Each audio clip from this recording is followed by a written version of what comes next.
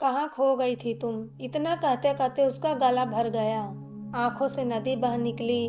उसकी नजरों के सामने किसी एक शख्स का जवाब आ गया जिससे दोबारा बात करने की उसे कभी उम्मीद ही नहीं थी।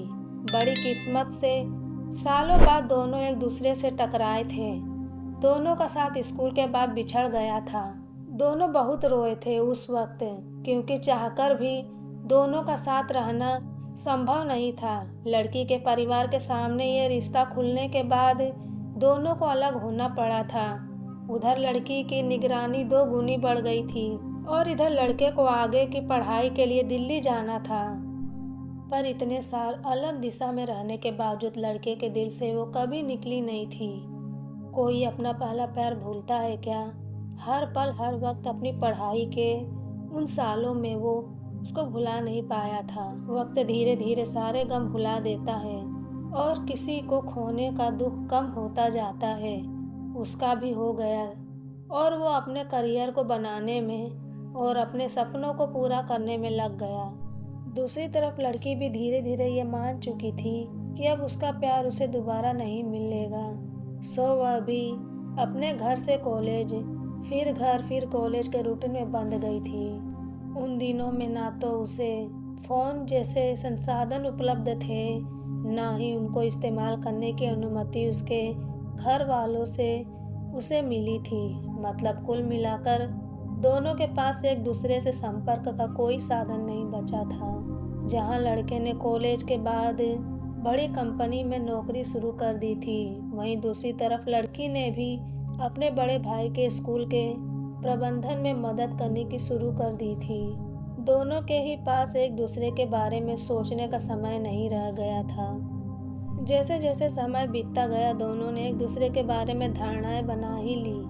जैसे उसकी जिंदगी में कोई न कोई तो आ ही गया होगा। इतने साल आजकल लोग कहाँ इंतजार करते हैं? वो बड़े शहर में रहता है, कोई न कोई तो मिल ही गई होगी।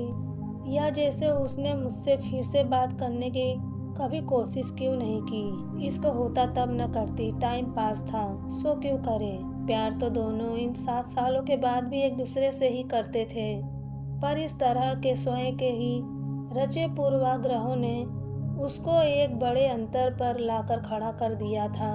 चाहत तो दोनों को ही एक दूसरे की थी, पर इंतजार करना खत्म कर दिया था उन्होंने। और जैसा कि स्वाभाविक है, हर इंसान को एक समय के बाद किसी न किसी की जरूरत महसूस तो होती ही है। तो लड़के ने अपने पीछे पड़ी एक खूबसूरत प्यारी लड़की को थोड़ा सा बहुत समय देना शुरू कर दिया था। समय के साथ बदलते हुए उसके घर वालों ने उसे एक फ़ोन जरूर दे दिया था। जब से वो अपने भाई के काम में हाथ बटाने लगी थी, पर अब वो उससे अपने प्यार की दुनिया को दोबारा छेड़ने की हिम्मत नहीं जुटा पाई, क्योंकि मजबूरियां तो आज भी वही थी। जाति, कुल, खानदान। इधर लड़की के घर वालों ने कई सारे मैट्रिमोनियल वेबसाइट पर रजिस्ट्रेशन करके लड़की को अपना पार्टनर चुनने की छूट दे दी थी। छूट जिसमें उसे कोई आज़ादी नहीं थी, बल्कि अपनी जाति, धर्म, समुदाय से बाहर जाने की इजाज़त नहीं थी उसे। उस मैट्रिमोनियल वेबसाइट पर उसे कुछ लोगों ने पसंद किया, कुछ से बातें भी हुई, एक दो को लाइफ पार्टनर के रूप में पसंद करने की बारी भी आई, पर फिर भी उसे कुछ मिसिंग लग रहा था अपनी ज़िंदगी से।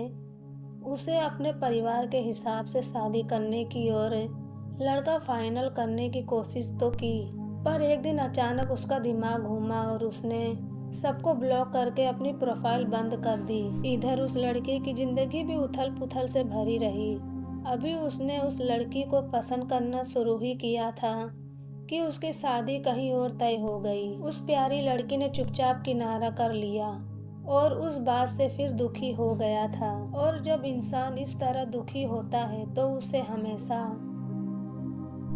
अपने पहले गहरे प्यार की याद आती है। याद में उसने अपनी पहली प्रेमिका को एक पत्र लिखा, जिसे उसने अपने फेसबुक वॉल से पोस्ट भी कर दिया।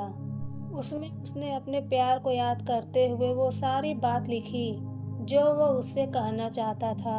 उसने ये भी लिखा कि उसे उम्मीद नहीं कि कभी वो उसकी कहानी पढ़ेगी भी या नहीं, पर अगर पढ़ भी ली तो ये जान ले कि वो आज भी उसे सिर्फ उसी से ही प्यार करता है। दूसरी तरफ लड़की ने सोचा कि वो लड़के को फेसबुक पर ढूंढेगी और सिर्फ उसकी प्रोफाइल को देखा करेगी। इंटरनेट इस्तेमाल करना वो भी अब सीख चुकी थी। मैट्रिमोनियल की कृपा से तो उसके इस्तेमाल से उसने अपना पहला फेसबुक अकाउंट बनाया, उस लड़के को ढूंढना शुरू किया। और ये क्या, ये भगवान की कौन सी लीला थी जिसने उसे उस प्रेम पत्र तक पहुंचा दिया था। वो तो आज तक यही समझती रही कि लड़का अब अपनी जिंदगी में बहुत दूर निकल गया, पर वो तो आज भी उसी से उसकी आंखों से आंसू उतर आए थे। उसने गलत लड़के से प्यार नहीं किया था, इस बात की खुशी के आंसू। वो आज भी उसी से प्यार करता है, इस बात के आंसू। कोई कैसे इतने साल इतना इंतजार कर सकता है, कोई कैसे किसी से इतना प्यार कर सकता है, इस बात के आंसू। कई दिन तक तो वो सोचती रही कि दोबारा उसकी जिंदगी में जाए या ना जाए, फिर वही सब चीजें होंगी, रोना धोना, गुस्सा, नाराजगी, एक दूसरे को मनाना। पर अब वो पहले जैसा तो रहा नहीं होगा। क्या पता उसे दोबारा जानकर उसे बदला हुआ पाकर अच्छा न लगे। फिर एक रात उसने उस प्रेम पत्र का जवाब उसके इनबॉक्स में दे ही दिया। उसने कहा कि जब प्यार दोनों ने किया था तो तकलीफ केवल एक को कैसे हो सकती है। उसने भी उससे वो सारी बातें कह दी जो उसने 7 सालों से अपने भीतर दबा के रखी थी। वो सारी बातें कहते हुए उसे जैसे महसूस हो रहा था, वो एहसास उसे मैट्रिमोनी से उगे हुए लोगों से बात करके कभी महसूस नहीं हुआ था। वो जो सिहरन उसे अपने प्यार को एक जवाब लिखते हुए हो रही थी, वैसी अनुभूति उसके बाद उसे कभी नहीं हुई थी। जीवन में खूबसूरत लोगों से बातें तो सब प्यार से ही करते हैं, पर जो प्यार उन बातों से उसे झलकता था वो उसे कभी नहीं मिला। उसके जाने के बाद लड़के ने महीनों से अपना इनबॉक्स नहीं खोला था, पर उस रात पता नहीं अचानक क्या हुआ कि उसकी नींद खुल गई और उसे सीधे अपने इनबॉक्स को चेक करना ही याद आया। इनबॉक्स खोलते ही उसके लिए तो उसका सारा वक्त जैसे थम सा गया। वो एक लड़की जिसको उसने उम्र भर चाहा था, उसने उसके प्रेम पत्र का जवाब दिया था। उंगलियां टचपैड पर स्क्रॉल करने में अक्षम हो गई थी, कांप रही थी, दिल दोगुनी रफ्तार में धड़क रहा था। उसके जवाब पढ़ते हुए उसकी आंखों से आंसू फिर छलकने लगे थे, वही आंसू जो उस लड़की की आंखों से निकलकर लड़के के गालों को भिगो रहे थे, वही आंसू।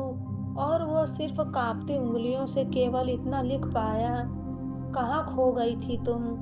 तो दोस्तों, आपको यह रोमांटिक लव स्टोरी कैसी लगी हमें कमेंट करके ज़रूर बताएं। और अगर आपको अच्छी लगी हो तो इसे अपने दोस्तों के साथ शेयर ज़रूर करें। धन्यवाद।